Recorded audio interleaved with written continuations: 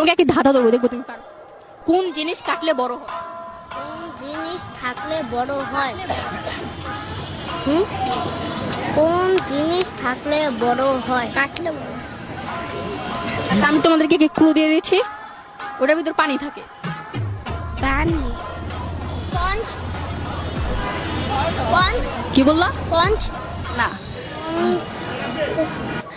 বলছি যে আমাদের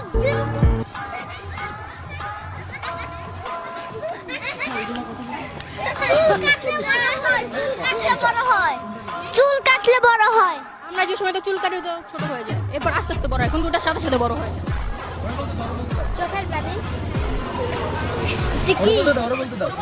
গাছ।